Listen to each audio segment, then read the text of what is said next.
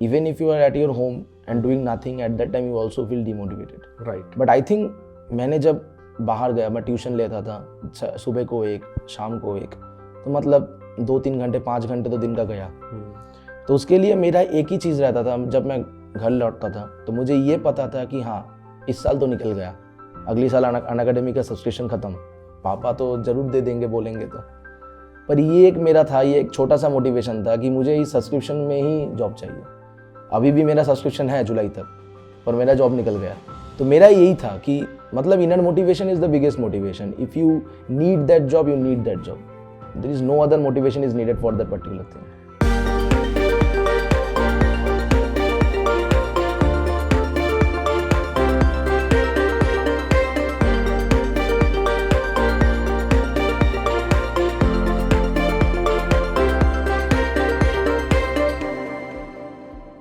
Hello everyone, welcome to Chamomile Tea with Toppers, an initiative by Unacademy. I am Kapil Katpal, General Awareness Educator at Unacademy in Bank Exam Category.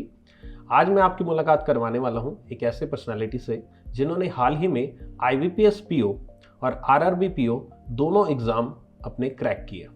ये है अर्का मुखर्जी। आइए इनसे जानते हैं इनकी preparation journey और कैसे इन्होंने अपनी मंजिल को पाया। Welcome Arka. Thank you sir. कैसे हो? बढ़िया सर। कैसा लग रहा है? बहुत अच्छा, जब से रिज़ल्ट निकला है मतलब सब कुछ चेंज हो गया है। ये एक अलग सा फीलिंग है, वो बातों में नहीं बोल सकते हैं, ऐसे एक फीलिंग है। और जब से मेरा रिज़ल्ट निकला है तब से मेरे पड़ोस वाले और मेरे फैमिली बहुत बहुत बहुत खुश है वो लोग, और उनके खुशी में बहुत खुशी है, क्योंकि जो 2 साल 3 साल का जो जर्नी था उसका एक एंड में आना और एंड में इतना अच्छा सा एक रिज़ल्ट निकलना, तो वो अच्छा मुझे लगता है बहुत। ओके अर्का, सो सबसे पहला जब रिजल्ट आया था, हाँ, क्या माहौल था घर पे, कैसा फील हो रहा था? बहुत खुशी का माहौल था। मैं पिछले दिन से बताना चाहूँगा, क्योंकि 31 को मेरा दोस्त के घर एक पिकनिक था। उसके बाद हम वहाँ पर रुके और जब मैं रात को घर आया तो मुझे नींद नहीं आ रहा था, टेंशन था एक। मुझे पता था मेंस में अच्छा नंबर है, फिर भी वो एक होता है अंदर से, होता है कि नहीं हुआ तो फिर से 1 साल पढ़ना पड़ेगा। इतना कुछ किया, इतना 6 महीने का इतना प्रिपरेशन, वो प्री मेंस इंटरव्यू ऐसे गया। तो उसके बाद जब मेरा हुआ, सुबह को 9 बजे, मैं ब्रश भी नहीं किया था, मैं बेड में ही था, तो मैंने उठ कर जाके मेरे पापा को मम्मी को बोला कि ये मेरा सिलेक्शन हो गया है, RRB PO में हुआ है। वो तो पहले उन्हें समझ नहीं आया क्या हुआ है। तो मैंने बताया कि असिस्टेंट मैनेजर ऐसे होता है, 2 साल का प्रोबेशन पीरियड होता है, तो ऐसे, तो बहुत खुशी हुई। तो जैसे होते हैं, mother was very emotional, she cried eight that time and also I was also was full of tears in my eyes, so that it was a kind of a success for me after a long period of time. तो बहुत अच्छा लग रहा था बहुत उस time में। Okay, सो IBPS RRB और उसके बाद फिर IBPS PO, हाँ, दूसरा सिलेक्शन। हाँ, तो एक अलग सा फिर से वो फील आया या नहीं ठीक है यार हो गया अब तो? ये मैं थोड़ा बताना चाहूँगा, क्योंकि जब मेरा RRB निकला उसके बाद जब वो IBPS का वो मार्कशीट आया था, मतलब वो रिजल्ट स्टेटस शो कर रहा था मेंस का, उस टाइम में मैंने जस्ट कैजुअली खोला, क्योंकि मेरा IBPS PO मेंस अच्छा नहीं गया था। तो I was just checking casually at that time in the evening, I just logged in and after that I see that there was saying the congratulations. तो ये मुझे बहुत शौक लगा उस टाइम कि मेरा मेंस कैसे हो गया। पर उसके बाद जब एक के बाद और एक एग्ज़ाम भी होने लगे तो मुझे पता चला कि ये वो एक ऐसा चीज़ था कि मेरा प्रिपरेशन 2 साल का था। उसके बाद जो वो डेडलॉक खुल गया तो बहुत अच्छे से वो निकलना शुरू हो गया, मुझे भी विश्वास नहीं हो रहा था वो। उसके बाद मैंने इंटरव्यू दिया, जब 1 तारीख को रिजल्ट आया, इंटरव्यू के बाद भी मुझे नहीं लग रहा था कि मेरा होगा, मुझे लग रहा था कि RRB हो गया, अब ये नहीं होगा। तो उसके बाद मैंने देखा कि 1 तारीख ये भी हो गया मेरा यूनियन बैंक में, तो उससे बहुत अच्छा लगा। और उतना नहीं हुआ जितना पहली बार हुआ था, पर हाँ अच्छा तो लगा सर। थोड़ी फैमिली बैकग्राउंड के बारे में बताएंगे? हाँ, मेरे पापा सिक्योरिटी गार्ड है West Bengal state cooperative bank में, और मेरी माँ वर्किंग करते हैं, वो भी बैंक में ही है, स्टेट कोऑपरेटिव बैंक में ऑफिस अटेंडेंट है। और मैं, पापा, माँ और मेरे आंट थे, बट अब वो हमारे साथ नहीं रहते हैं, अलग रहते हैं, पर अभी हम 3 ही रहते हैं हमारे घर में। और ऐसे ही छोटे से पढ़ाई करते हुए मेरे दोनों पेरेंट्स ही वर्किंग हैं, तो हमेशा अकेला ही रहना पड़ता था सुबह से शाम तक। उसके बाद वो आते थे, तो यही था मेरा। और आपके एजुकेशन बैकग्राउंड क्या है? एजुकेशन सर, मैंने 12th तक तो साइंस किया, उसके बाद मैंने इंग्लिश ऑनर्स किया ग्रेजुएशन में, और उसके बाद 2020 से मैंने प्रिपरेशन स्टार्ट कर दिया बैंकिंग का। कितने 2 साल तकरीबन आपने प्रिपरेशन को दिया? हाँ सर, हाँ। तो ये आपका कौन सा अटेम्प्ट था? ये मेरा आरआरबी का सेकंड अटेम्प्ट था, आईबीपीएस का भी सेकंड अटेम्प्ट था। पहली बार तो मैं ये बोलना चाहूँगा सर आपको कि मैंने जो गलतियाँ की उसका रियलाइजेशन मुझे बहुत लेट हुआ, क्योंकि पहली बार जो प्री निकला था वो मेरा था आरआरबी क्लार्क। आरआरबी पीओ का पहली बार मेरा प्री भी नहीं निकला था। मेरा शायद 40 और 42 मार्क्स आया था 80 में से, जो बहुत नीचे था कट ऑफ से। तो उस टाइम मैंने ये देखा कि मैंने बहुत क्वेश्चंस गलत सिलेक्ट किए और एक ही क्वेश्चन में डटे रहा, तो वो बहुत बुरा चीज़ होता है। मतलब रीजनिंग का मैं अपना मानता हूँ कि स्ट्रॉन्ग है, इसके लिए मैंने रीजनिंग पे पहले फोकस किया। तो रीजनिंग में एक क्वेश्चन आया, वो ईगो में ले लिया मैंने और वो उसमें सारा टाइम ड्रेन हो गया। उसके बाद मैंने क्वांट में गया तो 2-3 क्वेश्चंस कर पाए, तो आरआरबी पीओ तो गया। उसके बाद से मैंने ये ठीक कर लिया कि मैं कभी भी एग्जाम में जाके कोई क्वेश्चन में अटक नहीं जाऊँगा, चाहे तो वो है वो स्किप कर दूंगा, बाद में देख लूँगा। तो आरआरबी क्लर्क में इसको किया मैंने। हमारा स्टेट में कट ऑफ गया था 80 में से 77.50 और उसमें मेरा मार्क्स था 79.50 और 78.50 if I am not wrong. So मेरा 1 मार्क्स ऊपर था कट ऑफ से और 0.50 कम था टोटल नंबर से। तो वो मेरा पहला बार प्री निकला, तो बहुत खुश रह गया। और ये मुझे लगता है मेरा और एक दूसरा गलती था मेरा, क्योंकि मैंने मेंस का प्रिपरेशन 0 था मेरा। मैं बस प्री कर रहा था, मुझे तो बहुत अच्छा लग रहा था प्री का, मतलब पजल मिल रहा है, डीआई भी हो जाए यार मेरे से। उसके बाद मुझे पता चला करंट अफेयर्स होता है बैंकिंग में, तो तब तक मुझे पता था पर मैं सीरियसली नहीं लेता था, मैं डेली भी क्लास नहीं देखता था। उसके बाद जो मैंने सीखा कि उस 14 दिन में कुछ नहीं होता, आपको एक लर्निंग प्रोसेस में जाना पड़ता है वो करंट अफेयर्स के लिए। तो उसके बाद मैंने आरआरबी क्लर्क का मेंस तो मेरा नहीं हुआ, बहुत बुरा हुआ। उसके बाद मैंने करंट अफेयर्स करना शुरू किया, पर 2 महीने के अंदर अंदर मेरा आईबीपीएस क्लर्क भी निकला प्री का। पर उसके मेंस में भी जाके वही प्रॉब्लम, मैं क्वेश्चन सिलेक्ट नहीं कर पा रहा हूँ, मैं करंट अफेयर्स नहीं अटेम्प्ट कर पा रहा हूँ। उसके बाद मैंने जो समझा कि हाँ, यहाँ पर मुझे चेंज करना पड़ेगा। If I am thinking about getting that job, I have to start preparing for the mains first. We have completed the pre in 2 or 3 months, but after that we have to go through a long road of mains. तो मुझे वहाँ का road जो है मुझे पता होना चाहिए, कहाँ पर क्या आने वाला है, क्या क्वेश्चंस होता है, क्या पैटर्न रहेगा, क्या कैसे मेरा स्ट्रैटेजी रहेगा। तो उसके बाद मैंने देखा कि हर एक सब्जेक्ट में तो मुझे टॉप नहीं करना, मुझे एग्जाम भी टॉप नहीं करना, मुझे सब कट ऑफ उतरना है। उसके लिए मैंने सोचा कि हाँ, अभी मैं करंट अफेयर्स और फिर जो मेंस का क्वांट होता है, रीजनिंग होता है, उसमें फोकस करूँगा। उसको मैंने काम लगाया। पहला जो 6 महीने जो बफर पीरियड देता है बैंकिंग में, उसमें कोई एग्ज़ाम नहीं रहता है, तो वो मैंने दिया। उसके दौरान मैंने कुछ छोटे छोटे एग्ज़ाम दिए थे जो बैंकिंग के सिलेबस के रिलेटेड थे, लाइक ESIC था, ECGC था, तो वो भी क्लोज जा रहा था पर क्लियर नहीं हो रहा था। उसके बाद जब अगस्त में आरआरबी पीओ आया, उसके बाद से मैंने जितने भी एग्ज़ाम दिए टिल डेट, अभी तक कोई भी फेलियर नहीं देखा है मैंने।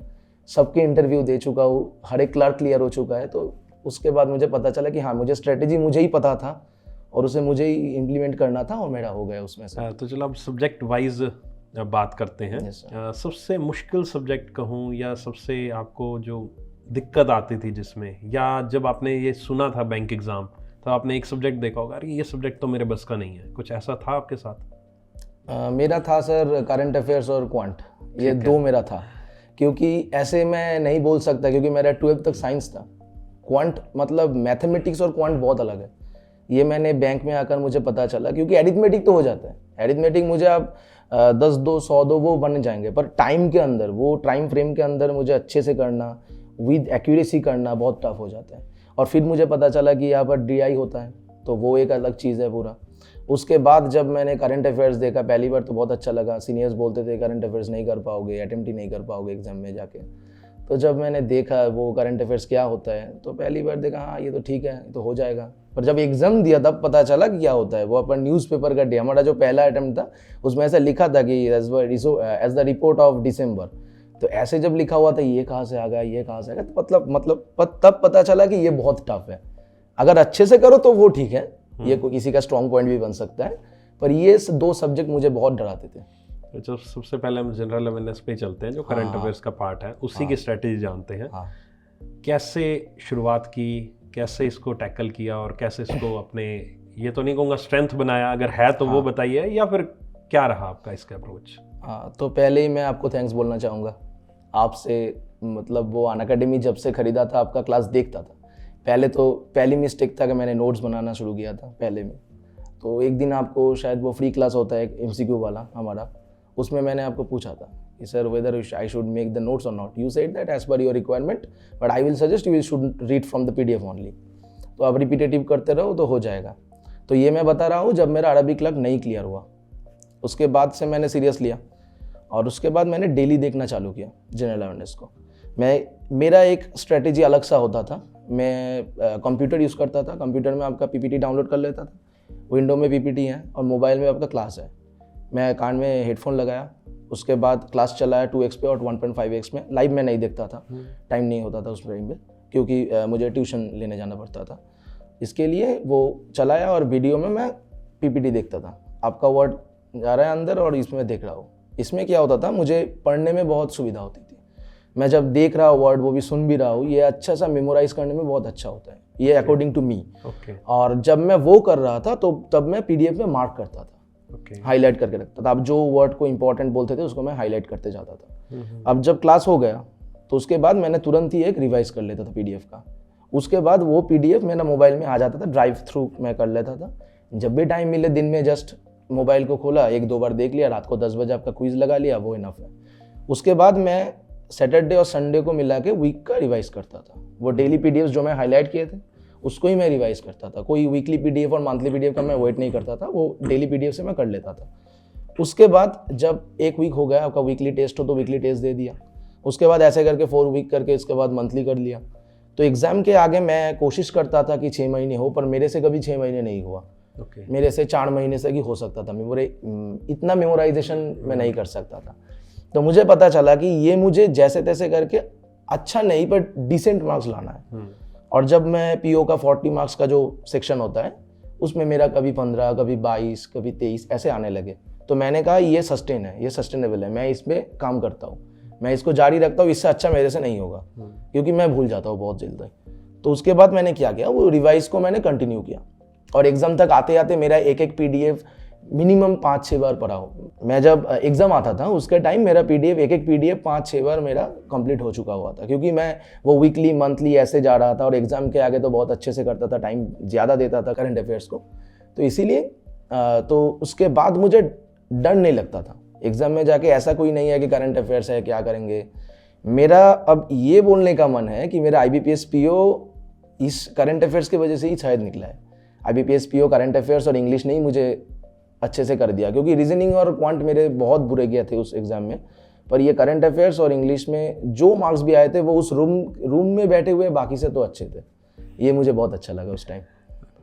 एक और पोर्शन होता है बैंकिंग अवेयरनेस, हाँ सर, GA में, उसकी क्या अप्रोच थी? मुझे लगता है वो मेरा सबसे फेवरेट सब्जेक्ट है, banking awareness. From the start of my preparation I was doing banking awareness. So first मेरा जो कॉपी था वो भी बैंकिंग अवेयरनेस का ही था, बैंकिंग प्रिपरेशन स्टार्ट करने के बाद में। आपका ये कोर्स था, बहुत लंबा कोर्स था, वो मैंने पूरा देखा। तो उसके बाद मैंने एक गलती की, वो है मैंने रिवाइज करना बंद कर दिया। उसके बाद मेरे कॉन्सेप्ट धुंधली सी हो गई, मतलब वो ऐसा लगा कि ये तो एग्जाम में भी नहीं आ रहा है, कोई गाइड भी नहीं कर रहा है ऐसे। पर आपने कहा था कि 1-2 नंबर भी आएंगे तो आएंगे, वो आपके रहेंगे। इसके बाद आप जब इंटरव्यू में जाएंगे तब आपका बहुत काम आएगा। तो ये फिर मैंने वो जो RRB क्लर्क का मेंस दिया, उसमें 2 क्वेश्चन थे, मुझे नहीं आया। इतना करने के बाद, इतना फेवरेट होने के बाद, तो मुझे पता चला कि इसमें मुझे काम करना पड़ेगा। तो फिर मैंने उसको भी रिवाइज करना शुरू किया। उसको मैंने एक काम किया था, मेरे एक डायरी है, उसमें मैं सिर्फ आपके जब क्लास देखते थे तो फर्स्ट क्लास लिख के उसके आप जो क्वेश्चन बोलते थे कि अभी हम ये टॉपिक करेंगे, PPT से मेरा कोई इरादा नहीं था, मैं जस्ट वो टॉपिक को लिस्ट डाउन कर लेता था। लाइक फर्स्ट क्लास में करंट अकाउंट, सेविंग्स अकाउंट आया, ये वो आया, मैं 10 क्वेश्चन लिस्ट कर लिया, इंपॉर्टेंट पॉइंट। हाँ, जस्ट क्वेश्चन लिस्ट कर लिया, आंसर नहीं लिस्ट किया। उसके बाद जब क्लास हो जाता था मैं उसको जस्ट देख के खुद को बोलने का कोशिश करता था, ऐसे कि मैं इंटरव्यू दे रहा हूँ। तो ये मैंने किया था मेंस जो RRB क्लर्क जो मैंने फेल किया, उसके बाद से ही मैंने बैंकिंग अवेयरनेस को बहुत सीरियसली लिया। और मुझे लगता है ये मैं सबको एडवाइस देना चाहूँगा कि अगर आप अच्छे से बैंकिंग के जॉब लेना चाहते हो तो बैंकिंग अवेयरनेस आपका फिंगर टिप में होना चाहिए। ऐसी बात है सर, सब बोलते हैं कि आप इतना डेप्थ में आपसे नहीं पूछेंगे, कोई बात नहीं, पर मुझसे पूछा गया। मुझसे बहुत सारे इंटरव्यू में सिचुएशनल क्वेश्चन दिए गए, वो बैंकिंग अवेयरनेस के अलावा पॉसिबल नहीं था। अगर मेरा बैंकिंग अवेयरनेस का टॉपिक ही मुझे नहीं पता, ये करंट अकाउंट क्या होता है, सेविंग्स अकाउंट क्या होता है, उसके डीप में कुछ टॉपिक्स थे, अगर वही मुझे नहीं पता तो situational questions we can't answer in the interview.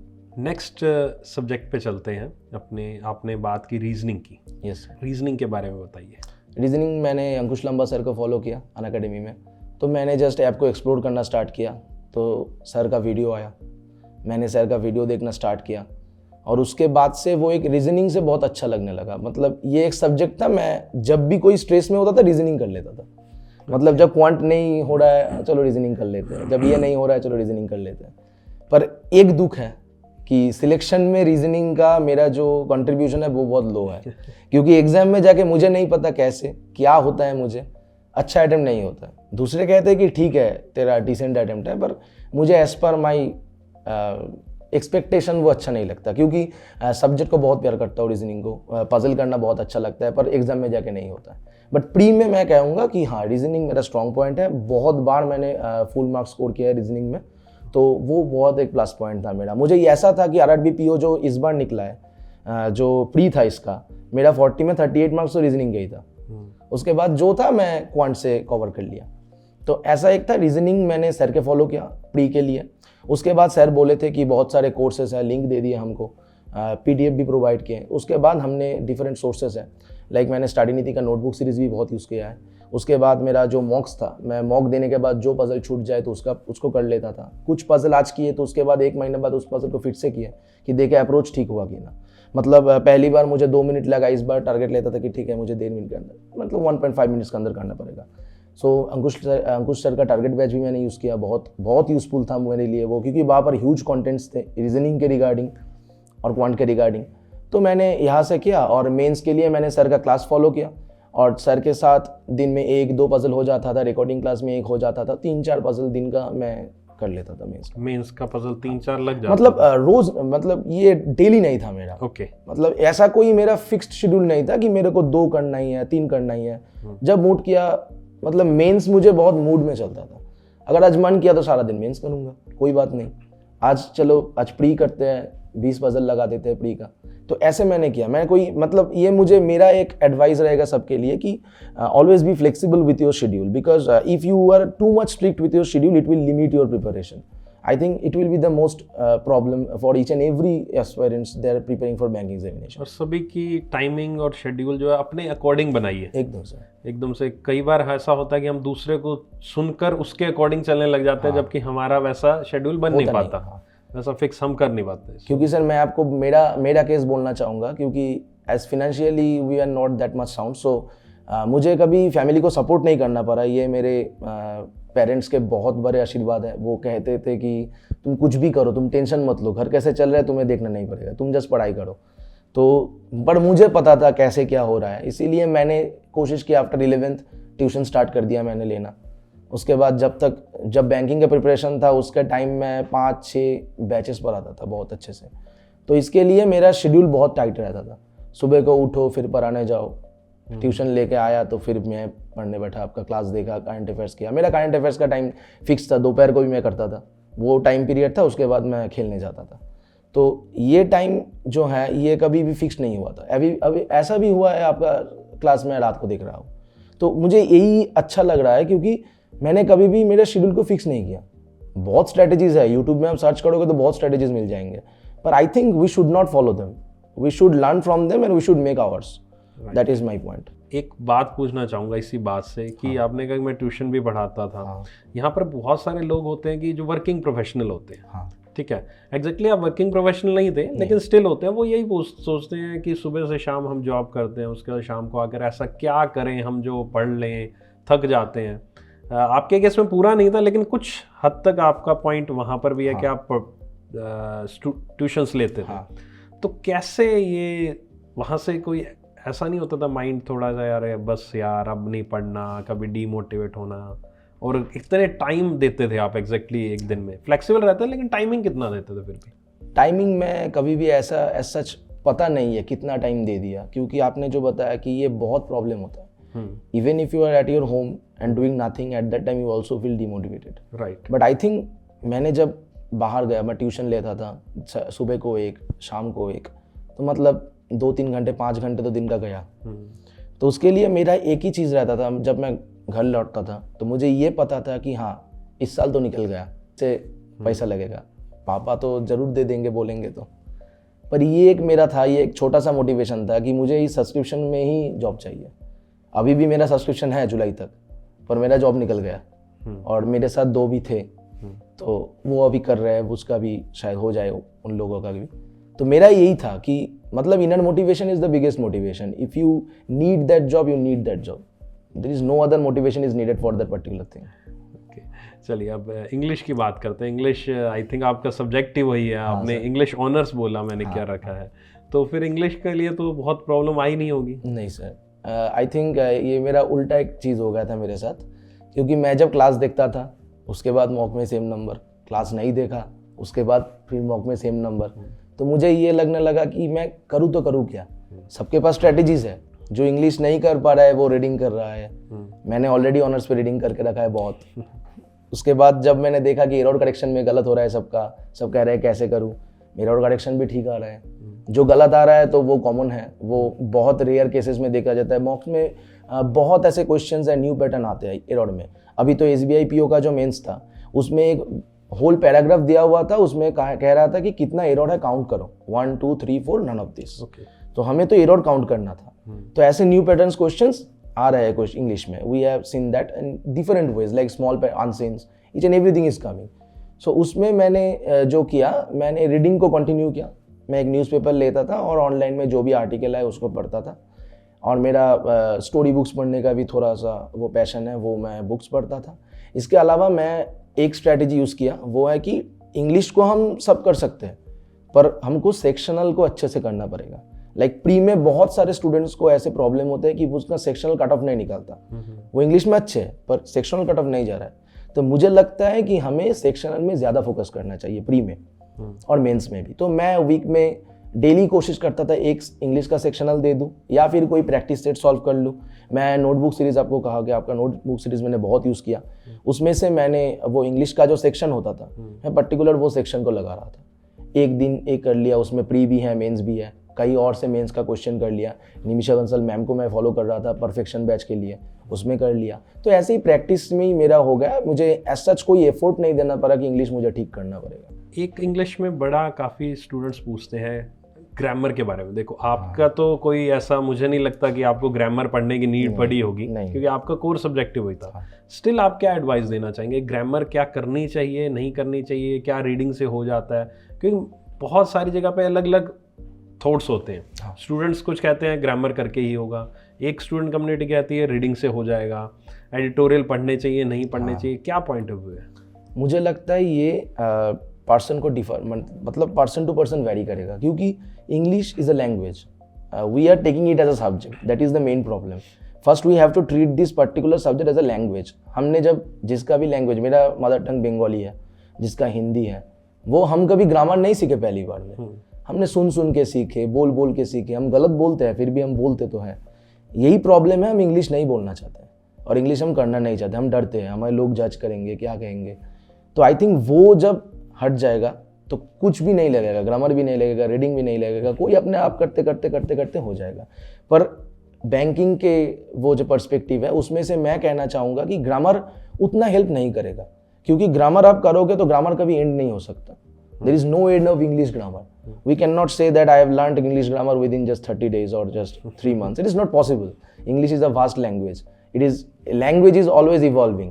So हम कभी ग्रामर को ग्रैप्स नहीं कर सकते। हम हाँ कुछ बेसिक्स है, लाइक टेंस है, वॉइस चेंज है, नरेशन है। वो वॉइस चेंज नरेशन हमारे बैंकिंग एग्जाम में नहीं आते हैं। वो ड्राफ्टिंग के टाइम अच्छे लगते हैं, क्योंकि वो जब हम ऐसे लिखते हैं वो डिस्क्रिप्टिव पेपर में, उसमें काम आता है।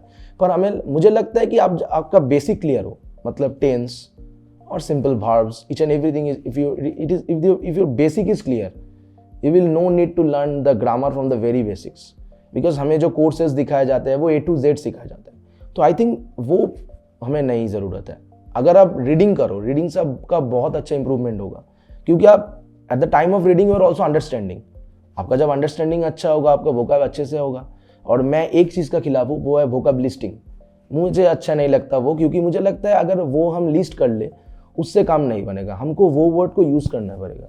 अगर मैंने 10 वर्ड आज सीखे तो मुझे ट्राई करना पड़ेगा कि ऐसे लिखूँ, उसमें वो 10 वर्ड्स होंगे, राइट। तभी मुझे उसका मीनिंग याद रहेगा, क्योंकि अगर कॉन्टेक्स्ट के ऊपर हमारा मीनिंग आ जाता है अगर आप एक अनसीन पढ़ रहे हो तो आप स्किमिंग कर रहे हो, उसमें आपको हर वर्ड तो नहीं जानना है, तो उसके कॉन्टेक्स्ट में हम एक वर्ड का मीनिंग गेस कर ले सकते हैं। ऐसे हम इंग्लिश को क्लियर कर सकेंगे जो इंग्लिश को डर रहे हैं, बैंकिंग जिसके एग्जाम रुक रहे हैं इंग्लिश के वजह से, ये उसके लिए मेरा एडवाइस रहेगा। ओके, सो अर्का ने एक वोकैब लिस्ट की बात करी है। काफ़ी लोग करते हैं ऐसा कि वोकैब्स लिखते रहते हैं, कॉपी भरते रहते हैं और लास्ट में फिर उसका कोई रिजल्ट आता नहीं है।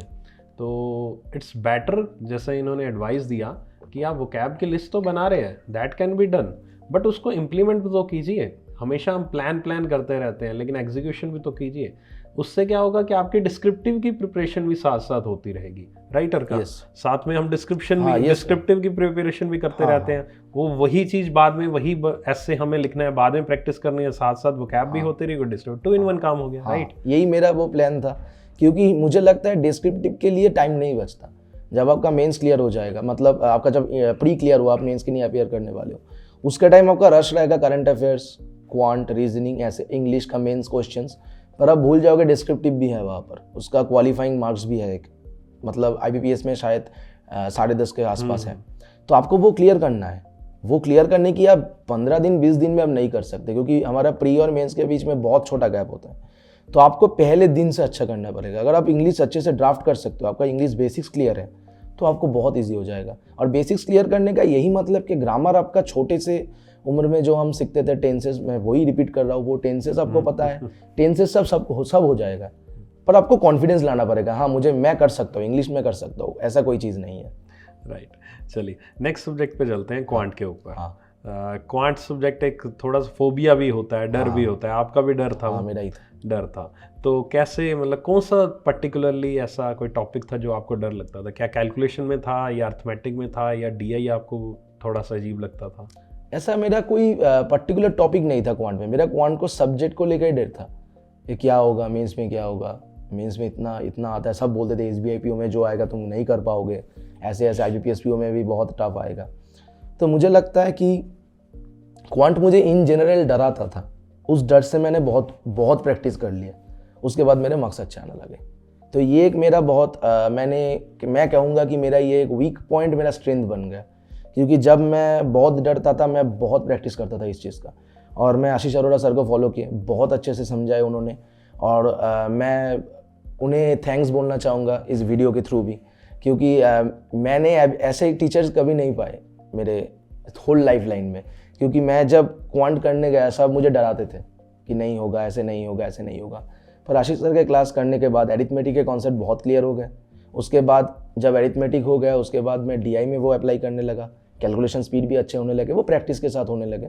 तो ऐसे कोई डर नहीं था, पर हाँ एक फोबिया था मेरा क्वांट को लेकर कि हाँ ये बिगड़ जाएगा मेरा।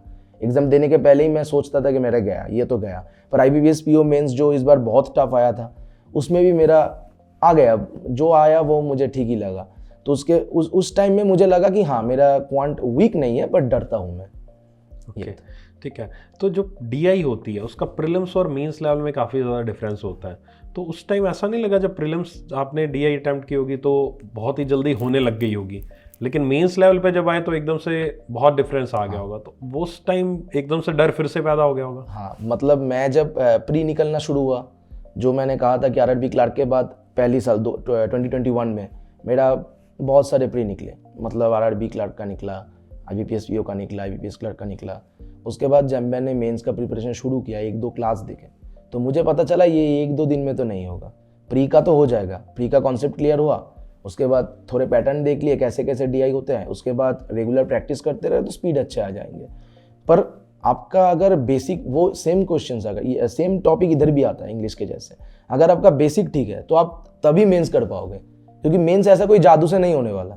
आप जितना भी प्रैक्टिस कर लो, अगर आपको एरिथमेटिक का वो टॉपिक ही नहीं पता तो एरिथमेटिक बेस्ड DI आप कैसे ही बना लोगे। तो मैंने वो जब देखा पहली बार तो मुझे लगा ये नहीं होने वाला मेरे से, मतलब छोड़ दूँ, मतलब बैंक का प्रिपरेशन यही खत्म, क्योंकि ये क्वांट तो मेरे से नहीं होगा। उसके बाद जब मैंने अच्छे से सर का क्लास फॉलो किया, आशीष अरोड़ा सर का, उसके बाद थोड़ा क्वेश्चन खुद से सॉल्व करने का कोशिश किया, 1-2 घंटे लग जाते थे एक DI करने में। उसके बाद मुझे पता चला हाँ मेरा बेसिक्स तो ठीक है, अब मुझे अप्लाई करना पड़ेगा, अब एप्लीकेशन का टाइम है। तो मेंस में जो भी DI आता है वो एप्लीकेशन बेस्ड होता है, अगर आप क्विकली उस चीज़ को पकड़ पा रहे हो तो आप उसको सॉल्व कर सकते हो। ओके, नेक्स्ट एक सेक्शन आता है अपना इंटरव्यू राउंड। ये सब कुछ हो गया। इंटरव्यू जब भी एक माइंड में आता है, चाहे आपके माइंड में आए, किसी भी कैंडिडेट के माइंड में आता है, तो एकदम से घबरा जाता है, क्योंकि बहुत सारे ऐसे स्टूडेंट्स होते हैं जो एकदम से पढ़ाई में तो बहुत अच्छे होते हैं लेकिन बोलने में अच्छे नहीं होते। आप किस कैटेगरी में आते थे? आपको डर लगता था जब सुना इंटरव्यू देना पड़ेगा मुझे? नहीं, मुझे बहुत एक्साइटमेंट हुआ था उस टाइम में। जब मेरा फर्स्ट टाइम क्लियर हुआ, मतलब मेंस क्लियर हुआ, उस टाइम मैं ट्रैवल कर रहा था, मेरे मौसी के घर गया था, एक काम था, तो मैं ट्रेन में था, तब रिजल्ट निकला, तो ट्रेन में देखा हाँ क्लियर हो गया, तो मैं किसी को बता भी नहीं पा रहा। जब घर आया उसके बाद जब बताया, तो उसके बाद मुझे खुद से एक रियलाइजेशन हुआ कि हाँ बहुत दूर आ गए, अब तो कुछ भी करके ये जॉब लेना है, क्योंकि इतना क्लोज आ गया तो घर नहीं जाना। तो उसके बाद इंग्लिश बोलने में या कोई किसी पर्सन को फेस करने में ऐसा कोई प्रॉब्लम नहीं था। ये मेरा कंट्रीब्यूशन है मेरे इंग्लिश ऑनर्स का। उस टाइम मैंने बहुत सेमिनार किए, उस समय मैंने बहुत वर्कशॉप किए, उसमें मुझे स्पीच रखना पड़ता था पेपर देख के और नहीं भी देख के। तो वो मेरा एक था कि मतलब वो फियर नहीं है कि इंटरेक्शन करने में डर लगेगा, अटक जाऊंगा, ऐसा कोई चीज़ नहीं है। पर मेरा जो डर था वो अलग था कि हमें क्या पूछेंगे, मतलब इतना तो वास्ट है, मतलब प्री और मेंस का सिलेबस तो पता है सर, क्योंकि हमें इन टॉपिक करना पड़ेगा, यही क्वेश्चन आएंगे, मॉक टेस्ट लगा लो, होगा। इंटरव्यू में क्या ही कर लेंगे, पर्सनल क्वेश्चन है, बैंकिंग ऑनर्स के क्वेश्चन है, हमारा सब्जेक्ट का क्वेश्चन है। तो ये बहुत एक डर था, पर मैंने आपसे ही मॉक इंटरव्यू प्रैक्टिस किया था। उसके बाद मुझे लगा कि हाँ मैं कर सकता हूँ, क्योंकि मेरा एक प्लस पॉइंट तब हो गया था कि बैंकिंग अवेयरनेस बहुत अच्छे से मैंने कर लिया था। जो भी क्वेश्चन आए कोशिश करता था उसका आंसर करूँ, अगर ना भी आए तो स्ट्रैटेजी है उसके, कैसे उसको डॉच करें, कैसे उस क्वेश्चन को पॉजिटिवली नो बोले। तो इसमें बहुत अच्छा चीज़ है, और मुझे लगता है कि interview is the most vital round of preparation, because interview हम कभी प्रिपेयर नहीं करते। अगर मेंस निकला तो तभी शुरू करेंगे। I think from the day one we are preparing for interview, but we do not know that when we are studying the current affairs, when we are studying the banking awareness, actually हम तभी भी interview का ही preparation कर रहे हैं। तो ऐसे एक लंबा जर्नी होता है जिससे मैं गुजरा, और मुझे लगता है इंटरव्यू में तो मुझे बहुत एक्साइटमेंट हुआ डर से अलावा। तो इंटरव्यू के दौरान आपने क्या फेस किया, मतलब जो उन्होंने क्वेश्चंस पूछे होंगे, आपने 2 इंटरव्यू दिए RRBPO IBPS PO के, तो क्या क्या क्वेश्चंस आए थे? तो मैं ये बहुत एक फ़नी इंसिडेंट है मेरे साथ इंटरव्यू को लेकर, RRBPO का। मैं जब आपका मॉक इंटरव्यू में था, मतलब आपने कोर्स दिया था देखने के लिए, उसमें एक क्लास में आपने बोला था कि रेडी हो जाओ, आपका लास्ट भी हो सकता है इंटरव्यू, पैनल का लास्ट बंदा भी आप हो सकते हो, सारा दिन बैठे रहे भूखा पेट, उसके बाद आपका इंटरव्यू हो। मैं गया, जब मेरा इंटरव्यू था, लास्ट इंटरव्यू था तो हाँ, मेरा अटेंडेंस शीट देखा, मेरा नाम ही नहीं है। पेज पलटा, देखा 25 नंबर पे मेरा नाम। मतलब मैंने सोच लिया कि मेरा हो गया, आज तो मैं बहुत लेट जाने वाला हूँ यहाँ से, सेकेंड शिफ्ट में था। तो अराउंड 7:15 PM मैंने इंटरव्यू देने गया, मतलब मेरे एंट्री हुआ था 12:30 बजे, उतना टाइम मैं बैठे रहा। उसके बाद जब गए, वो पैनल मेंबर्स बहुत अच्छे थे, वो लोग मुझे काम किए, कंपोस्ट किए। उसके बाद मुझे पूछा कि कहाँ से हो, अपने बारे में बताओ। I think eight that time the situation totally changed. मैं बहुत नर्वस था, बाहर टायर्ड था, मेरा फेस में वो दिख रहा था। जब मैं घर के, मतलब वो रूम के अंदर जब मैं गया, तब मैं देखा कि वो लोग जो अंदर है वो और भी अच्छे हैं, मुझे वो अच्छे से बोले, बैठो, ये वो। उसके बाद जो क्वेश्चंस करना स्टार्ट किए वो डिफरेंट सब्जेक्ट से थे, मतलब बैंकिंग ऑनर्स से स्टार्ट हुआ। उसके बाद मेरे इंग्लिश ऑनर्स पे क्वेश्चन आया कि मैं इंग्लिश ऑनर्स क्यों किया। और ये मैं सबको एडवाइस देना चाहूँगा कि अगर आप बहुत पहले भी क्लियर कर चुके हो अपना ग्रेजुएशन, उसके बाद आप इंटरव्यू में अपीयर हो रहे हो, आप मतलब 2, 3, 4 साल का भी गैप है, उसके बाद भी आप अपने सब्जेक्ट के बारे में कुछ भी पढ़ के जाओ। मतलब बहुत बेसिक से पूछते हैं वो। मुझे पूछे कि कोई अच्छे से पोइट का नाम बताओ, मैंने शेक्सपियर का नाम बताया। उसके बाद बोले कि अच्छा कोई पोएम सुना दो, ऐसे कोई बात होता है। मैं IBPS PO में मुझे पोएम भी सुनाना पड़ा, एक 4 लाइन का। और मेरा RRBPO में मुझे पूछा कि इस कैरेक्टर, मैकबेथ कैरेक्टर का कैरेक्टर बता दो, क्यों ये ट्रेजिक हीरो है। तो ऐसे बहुत क्वेश्चंस आए। उसके बाद मेरे पर्सनल क्वेश्चंस भी आए, पर मुझे जो अच्छा लगा मेरा बैंकिंग अवेयरनेस। उसमें जब क्वेश्चन आया तो 2, 3, 4 क्वेश्चन किए, तो उसके मैंने बहुत अच्छे से आंसर किया। इन्फ्लेशन रिलेटेड बहुत क्वेश्चन चल रहे थे उस टाइम, तो वो मैंने अच्छे से किया। और IBPS PO में मेरा पूरा इंटरव्यू सिचुएशनल गया, मतलब सिचुएशनल क्वेश्चंस में भरे हुए थे। मुझे जो सर थे वो मुझे पूछे कि आपको एक ब्रांच दिया हुआ है, तो उसके बगल में कोई प्राइवेट सेक्टर बैंक्स भी है, स्मॉल फाइनेंस बैंक्स भी है, तो आप कैसे कम्पीट करोगे, आप कैसे अपने ब्रांच को अच्छे से आगे ले जाओगे, फिनेंशियल इंक्लूजन को लेकर आपका क्या बोलना है, ये स्कीम मतलब मुझे सुरक्षा बीमा योजना के बारे में पूछा कि ये योजना में क्या क्या रिक्वायरमेंट्स होती है ये बताओ। सो ऐसे मुझे बहुत बेसिक्स क्वेश्चन किए गए, तो मैंने उसे अच्छे से आंसर किया और इंग्लिश ऑनर्स में भी क्वेश्चन थे। तो इंटरव्यू का वो जो एक्सपीरियंस है मेरा बहुत अच्छा था सर। अब चलते हैं मॉक टेस्ट के ऊपर कि मॉक टेस्ट सबसे पहले तो बताओ कि कब देने शुरू करने चाहिए एस्पिरेंट को और आपने कब देने शुरू किए? मुझे लगता है मॉक टेस्ट पहले एक दे दो। मेरा हिसाब से जब प्रिपरेशन शुरू कर रहे हो, जब एक भी सब्जेक्ट नहीं देखे, कुछ नहीं देखे, in spite of watching that syllabus you should give a mock test. So मैंने पहली बार जब मॉक टेस्ट दिया था, मेरे याद है शायद 20 और कुछ मार्क्स आए थे, वो भी इंग्लिश में आए थे और क्वांट में थोड़ा सा है, रीजनिंग तो पता ही नहीं चला क्या हो रहा है मेरे साथ। तो उस टाइम मैंने ये देखा कि कैसे क्वेश्चन आते हैं और 20 मिनट्स का वो टाइम फ्रेम होता है। पर उसके बाद मैंने 2 महीने लगाया अपना बेसिक्स क्लियर करने पे, उसके बाद मैंने मॉक देना स्टार्ट कर दिया। पर कुछ लोग होते हैं सर कि वो मॉक देने से डरते हैं क्योंकि मेरा मॉक में अच्छा नंबर नहीं आ रहा है। तो मुझे लगता है मॉक को हमको वैसे नहीं देखना है कि ये मेरा एग्जाम है, मेरा कट ऑफ क्लियर होना ही है, ऐसा नहीं है। हमें वो एनालाइज करना पड़ेगा क्योंकि वो चीज़ ही ऐसी है, वो एक टूल है। हमारा मेजरमेंट का एक ही टूल हो सकता है, वो है मॉक टेस्ट। हम मॉक टेस्ट मेजर कर सकते हैं हम कितने पानी में हैं, हम कितने प्रिपरेशन तक आगे गए हुए हैं। तो उसके बाद मैंने बहुत मॉक लगाए। इस साल जब मेरा जो एग्जाम्स क्लियर हुए हैं, आरआरबी पीओ हो, आईबीपीएस पीओ हो, मेरा सर आरआरबी का जो दोनों एग्जाम होता है उसका मेरा 70-80 प्री का मॉक हो चुका था एग्जाम के पहले। और मैं बहुत आगे से कर रहा था। मैम ने आपको बताया कि वो जब मैंने फेलियर देखे पिछले साल, जो मेरा 5 नंबर 10 नंबर जो गैप से मुझे निकल रहा था, मुझे पता चल रहा था कहीं पर तो मेरा गलती है। तो मैंने जनवरी फरवरी से स्टार्ट कर दिया था प्रिपरेशन अच्छे से। सो उसके बाद से मैंने बहुत मॉक लगाए और प्री का इतना मॉक लगाया कि प्री का कोई डर नहीं था। मैं जब प्री का एग्जाम देने जा रहा था, मुझे पता था प्री तो निकल जाएगा, पर मेंस का क्या होगा। तो मेंस के लिए मैंने हफ्ते में 1-2 मॉक्स लगाना स्टार्ट कर दिए थे प्री के पहले ही। उसके बाद जब प्री हुआ तो उसके बाद और फ्रिक्वेंसी बढ़ा दिए। मतलब वो उसमें एक चीज़ होता है, हम करंट अफेयर्स को स्किप कर सकते हैं। तो मैं आपकी एडवाइस सुना था उस टाइम, आपको पूछा था, आपने बोला कि वो स्किप कर दो, बाद में देख लेना क्या है। तो मैं वो स्किप करके ओवरऑल जो मेरा मार्क्स आया था उसमें 10 मार्क्स जोड़ के देख लेता था मेरा मार्क्स कहाँ पर है। तो ऐसे ऐसे करके मैंने मॉक्स दिए और मॉक्स को अच्छे से एनालाइज करना पड़ता है। एक होता है मॉक देना और एक होता है मॉक का एनालाइज करना। क्योंकि हम अगर ह्यूज नंबर पे मॉक दे रहे हैं, मैंने जो बताया कि 80-70 मॉक मैंने दिए थे एक एग्जाम के, तो उसके बाद मुझे एनालाइज भी करना पड़ता था। तो मैं जब प्री का करता था, मेरा यही कोशिश था मैं हाईएस्ट अटेम्प्ट कर लूँ। और लास्ट में आके मेरा जो स्मार्ट किडा का जो मॉक है वो मैं बहुत यूज़ किया और उसका लेवल थोड़ा हाई रहता है। तो उसको जब मैं देता था लास्ट में, वो ना उसमें भी बोले तो वो 95% के ऊपर परसेंटाइल आता था। तो ऐसे कोई प्रॉब्लम नहीं था प्री में, पर दिक्कत आता था मेंस में। क्वालिटी कंटेंट सबको चाहिए, तो मुझे लगता है सबमिट करके मॉक नहीं देना चाहिए मेंस का। वो पहले के ज़माने में ठीक है, जब शुरू में हुआ था तब मॉक का बहुत कमी था, क्वेश्चन का शॉर्टेज था, और अभी बहुत मॉक्स हैं। मतलब इधर उधर देखो तो मेंस का बहुत क्वेश्चन मिल जाएगा।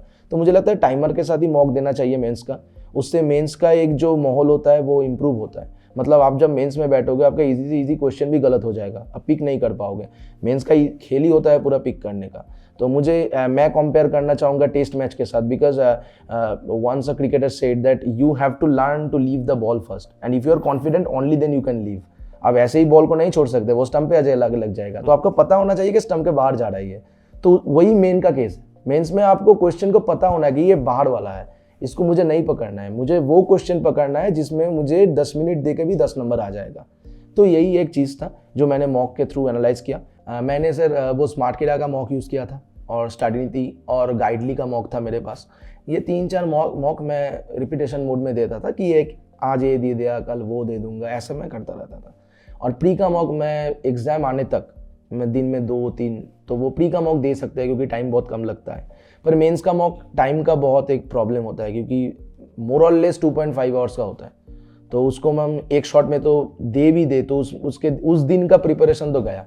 उसके बाद आपको प्रैक्टिस भी करना है, उसका एनालाइज भी करना है। तो मैं हफ्ते में 2-3 मेंस का मॉक देता था, अच्छे से उसका एनालाइज करता था, डायरी में लिख कर रखता था इस क्वेश्चन इस नंबर पे है, इसके मुझे बाद में एनालाइज करना पड़ेगा। तो वो डायरी में मैं देख लेता था। और जब मुझे मेंस का एग्जाम आया तो मुझे ऐसा हुआ कि मेरे को एक मेंस का क्वेश्चन चाहिए, तब मैं डायरी देखा, उसमें लिखा हुआ है कि ये एरिथमेटिक बेस्ड DI है, पाइप सिस्टम का, इस नंबर मॉक पे है, इस क्वेश्चन पे है। सीधा मॉक खुला, उसको देखा, हो गया, टाइम भी बच गया उसमें। तो ऐसे मैं यूटिलाइज करता था मॉक टेस्ट को। ओके अर्का, आपने पहले फेलियर्स बहुत देखे, हाँ सर। फिर उसके बाद एकदम से आपने सक्सेस भी आपने हासिल करी। तो एक फेज़ होता है ना, जो फेलियर के बाद का फेज़ होता है, बहुत सारे कैंडिडेट्स डिप्रेस हो जाते हैं। आपने भी टैकल किया होगा उस फेज को। हाँ सर। कैसे किया उसको? हाँ, जब मैंने बोला कि आरआरबी क्लर्क पहली साल जो मेंस था, उसके बाद से मेरा जो फेज़ गया, मतलब जनवरी फरवरी, उसमें जो भी एग्ज़ाम दे रहा था, आरबीआई असिस्टेंट हो, वो ईएसआईसी हो, कोई भी नहीं निकल रहा था। इवन ईएसआईसी का यूडीसी जो है 2.5 मार्क्स से मेरा प्री रह गया, मतलब एक क्वेश्चन गलत कर दिया मैंने। इसके बाद मैंने आरबीआई असिस्टेंट का मार्क्स देखा, 0.75 से वो चला गया प्री में। तो ऐसे बहुत टाइम आए। उसके बाद एक रात था, मैं जब वो बताना चाहूँगा, यूडीसी का रिजल्ट रात 12 बजे आया था। तो उस टाइम मैंने पीडीएफ देखा, रिजल्ट नहीं हुआ, मेरा दोस्त लोग का सबका हो चुका था। मैंने बस जो फ़ोन रखा, वो जस्ट 1 घंटा मैंने लिया सोचने के लिए, मैं क्या कर रहा हूँ, मुझे क्या चाहिए लाइफ में। तो मुझे ऐसा बहुत लगता था, क्योंकि मेरा इकोनॉमिकल कंडीशन मैंने आपको बताया, उसके टाइम में बहुत प्रॉब्लम होता था, क्योंकि मुझे ये भी टेंशन था, क्योंकि इसके बाद क्या करना पड़ेगा, वो घर में भी कुछ चाहिए, हेल्प चाहिए। तो उसके बाद ये मैं बताता मेरे दोस्त को जो मेरे साथ हैं, मतलब कुछ दोस्त हैं जो मुझे हमेशा मेरे साथ रहे, मेरे छोटे उम्र से भी मेरे साथ थे, वो लोग हम एक साथ खेलते हैं। और मेरा कॉलेज का भी कुछ दोस्त हैं, तो उनसे मैं बात करता था, मम्मी पापा से बात करता था। वो हमेशा कहते तेरा हो जाएगा, तेरा उम्र तो बहुत छोटा है, तू अभी क्यों टेंशन ले रहा है, लोग तो 28 साल 29 साल तक वेट करते हैं, तू वेट कर ले, हो जाएगा तेरा 1-2 साल में। तो मेरा वो एक इनर मोटिवेशन था जो मैं अपना डिप्रेशन को हटाता था कि हाँ, अब एक दिन तो रिजल्ट आ जाएगा, उसके बाद तो सब खत्म। प्रिपरेशन इतना किया, सब भूल जाएंगे क्या हुआ था मेरे साथ, और मैं भी भूल जाऊंगा इतना फेलियर आया था। तो मैं ये कहना चाहूँगा सबको कि जब कोई ऐसी भी थॉट आए ना कि मतलब प्रिपरेशन छोड़ दूँ, अब बहुत हो गया, 3-4 साल हो गए, मेरा तो उतना टाइम नहीं लगा, मेरा 1.5 साल और 2 साल ही लगा शायद। तो फिर भी मैं जितना भी टाइम हो, एक टाइम में बहुत अच्छा, मतलब अच्छा लगता है जब प्री निकलता है, मेंस निकलता है, बट जब नहीं निकलता है बहुत बुरा लगता है। उस टाइम में कोई नहीं होता। तो हमें किसी को कहना चाहिए, वो चाहे दोस्त हो, कोई और हो, पर मुझे लगता है अगर आप एक्सप्रेस करोगे ना, तो आपका वो पेन थोड़ा कम होगा, आपका जो स्ट्रेस है वो कम होगा। आपको शेयर करना चाहिए। और उसके बाद जो बड़ा बात आता है कि आपको खुद से मोटिवेटेड रहना चाहिए। अगर आज नहीं हुआ तो कल हो जाएगा, एक ना एक दिन तो होना ही है, आपको कोशिश नहीं छोड़ना चाहिए। तो आई थिंक ये मेंटल ब्रेकडाउन, ये बहुत बहुत वाइटल चीज़ है। ये कोई भी प्रिपरेशन आप कर रहे हो, ये मेंटल ब्रेकडाउन आपको बहुत नीचे ले जा सकता है। आपका मोटिवेशन आप जितना भी हाई हो, अगर आप मेंस भी क्लियर कर रहे हो फिर भी आप सोचोगे मेरा नहीं होगा, तो हमें अंदर से मोटिवेटेड रहना चाहिए। यही मेरा एडवाइस रहेगा सबके लिए। ओके अर्का, आपने IBPS PO का RRB PO के इंटरव्यू दिए, वहाँ पर इंटरव्यू पैनल ने बहुत सारे क्वेश्चंस आपसे पूछे, सीरियस क्वेश्चंस पूछे, राइट? अब CTWT के द्वारा कुछ इंटरेस्टिंग क्वेश्चन, कुछ रैपिड फायर करते हैं। अच्छा, रेडी हो उसके लिए? हाँ सर।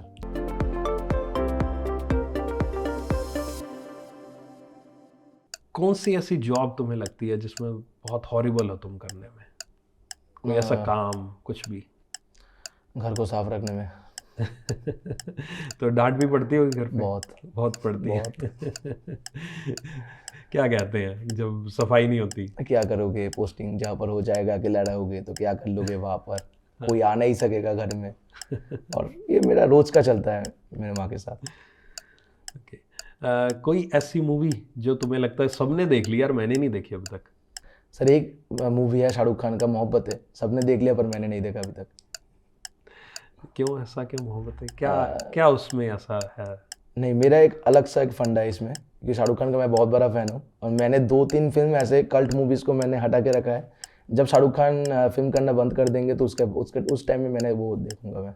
ठीक है। कोई ऐसी लैंग्वेज है जो सीखना चाहते हो, फ्लुएंटली बोलना चाहते हो? हाँ सर, स्पेनिश। क्यों ऐसा, क्यों? स्पेनिश में क्या है ऐसी खास बात? सर बार्सिलोना फुटबॉल टीम का बहुत बड़ा फ़ैन हूँ। ओके। तो एक टाइम बाहर जाना चाहूँगा, और बाहर जाके इंग्लिश नहीं बोलना, स्पेनिश बोलना है। प्लेयर्स के साथ बोलना है? हो सके तो, अगर वो दिख जाए तो बोल दूंगा। ठीक है। अपने आप को कहाँ देखते हो अगले 10 सालों में?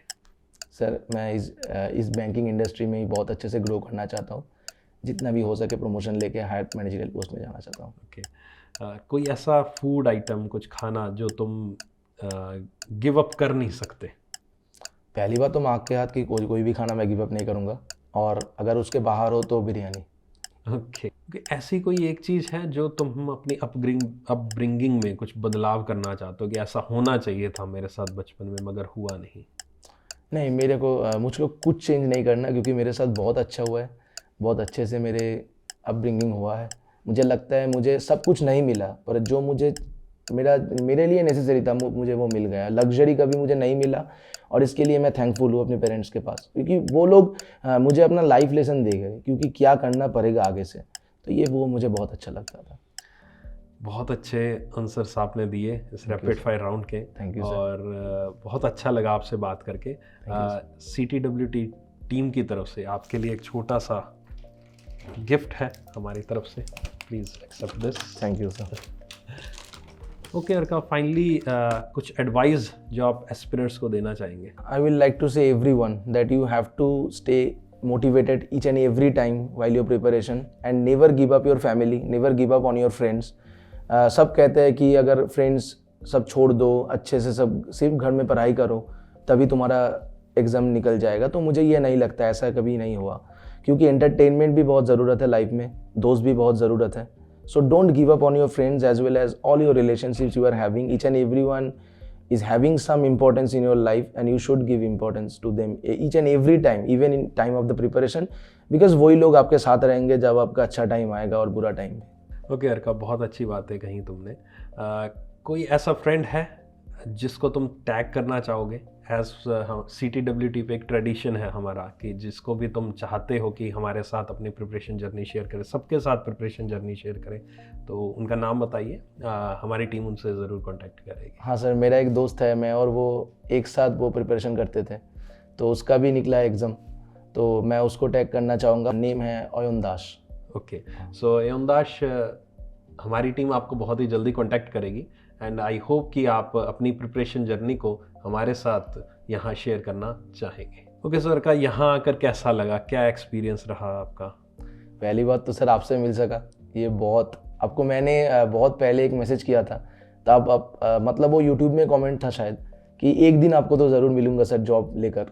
तो इसके पहले कुछ दिन पहले आपने दिल्ली पे एक मीटअप किया था, पर्सनल मीटअप था आपका, उसमें मैं नहीं आ पाया क्योंकि बहुत दूर है।